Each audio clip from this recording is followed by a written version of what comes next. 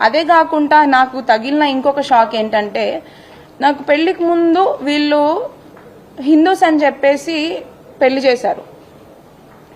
కానీ పెళ్ళైన వెంటనే నాకు తెలిసిన విషయం ఏంటంటే వీళ్ళు క్రిస్టియన్స్. వాళ్ళు లోపల ఎట్లాంటి హిందువులకి సంబంధించిన పూజలు కానీ హిందూ కార్యక్రమాలు కానీ, అంటే బయట పబ్లిక్ లో మరి ఏం చేస్తున్నారు, ఏం పూజలు చేస్తున్నారు, ఎక్కడికి వెళ్తున్నారు అనేది నాకు సంబంధం లేదు. నేను ఇంటి కోడల్ని, ఇంట్లో ఏమైతే ఫాలో అవుతున్నారో వాటిని నేను పరిగణనలోకి తీసుకుంటాను.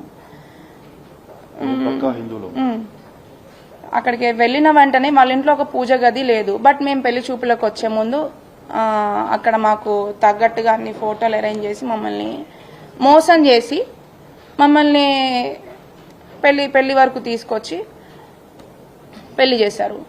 అది ఇవి ఇప్పుడు అబ్బాయితో ఒకటైతే, సెకండ్ వచ్చేసి క్రిస్టియన్స్ అని చెప్పేసి తెలియకుండానే పెళ్లి చేసి, నేను క్రిస్టియానిటీ ఫాలో అవటం అనేది నేను తప్పుగా పరిగణించట్లేదండి. ఎవరి దేవుని వాళ్ళు రెస్పెక్ట్ చేస్తారు. బట్ చెప్పకుండా పెళ్లి చేసి మోసం చేసిందే కాక బలవంతం చేయడం అనేది ఇంకొక తప్పు. అవన్నిటిని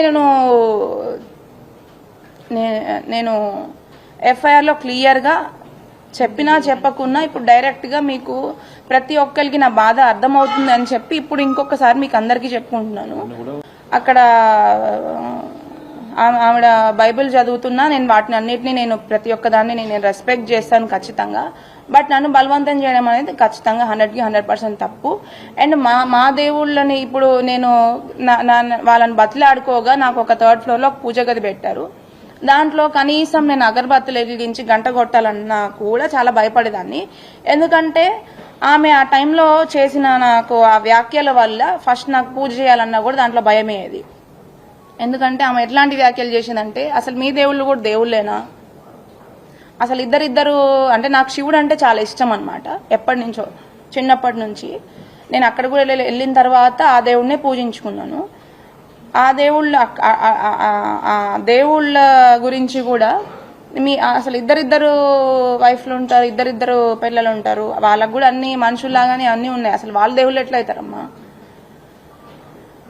ఇప్పుడు నువ్వు పూజ చేసావు, ప్రసాదం పెడితే దేవుడు తినేస్తాడా అని చెప్పి ఇట్లాంటి మాటలు మాట్లాడడం కూడా చాలా తప్పు. ఫస్ట్ థింగ్ ఆమె